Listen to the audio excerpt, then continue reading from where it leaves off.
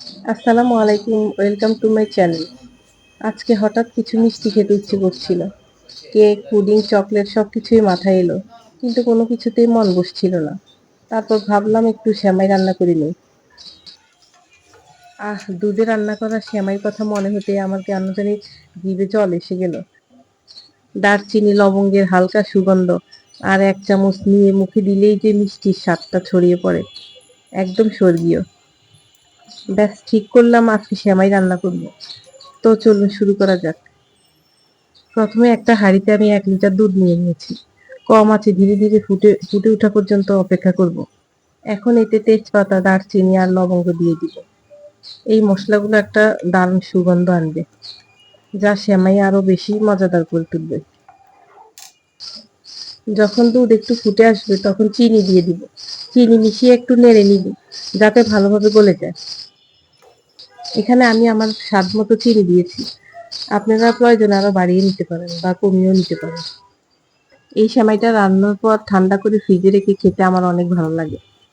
যখনই আমার কোনো ডেজার্ট খেতে ইচ্ছে করে, তখনই প্রথমে আমার মাথায় এই সেমাইটার কথাই আসে। আর আমি মাঝে মাঝে এই সেমাইটা রান্না করে ফ্রিজে রেখে খাই। কে কে এই সেমাইটা পছন্দ করেন আমাকে কমেন্টসে জানাবেন। এখন সেমাইটা দুধে দিয়ে দিব আর নেড়েচেড়ে মাঝারি আঁচে রান্না করে নিব। কিছুক্ষণ পর পর নেড়েচেড়ে সেমাইটাকে রান্না করে নিব সিদ্ধ হওয়া পর্যন্ত।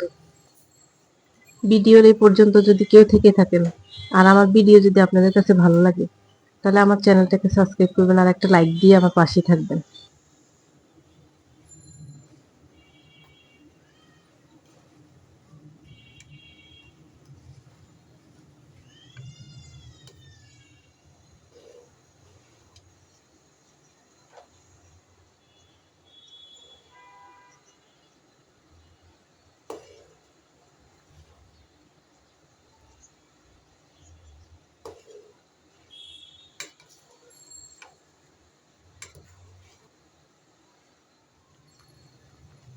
এই যে সেমাইটা সিদ্ধ হয়ে ক্রিমি হয়ে আসছে, এখন আমি চুলা থেকে নামিয়ে নিব।